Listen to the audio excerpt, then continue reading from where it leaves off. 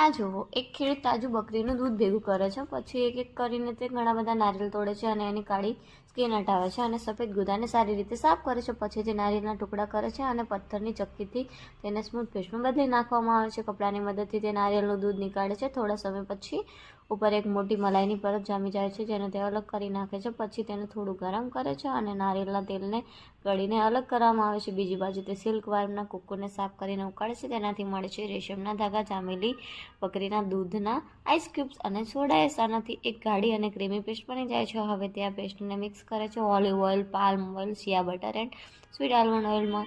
પછી તે ગળેલા નારિયેળ તેલ નાખે છે અને બધાને સારી રીતે મિક્સ કરે છે. છેલ્લે પર્લ પાવડર નાખે છે. તે સ્કિનને આપે છે નેચરલ ગ્લો. પેસ્ટ તૈયાર થયા પછી તે મોલ્ડમાં નાખે છે અને જ્યારે આ સુકાઈ જાય છે ત્યારે બની જાય છે એક ખૂબસૂરત ઓલ નેચરલ હેન્ડમેડ સાબુ, કોમલ, પોષક અને કેમિકલ ફ્રી. વિડીયો ગમ્યો હોય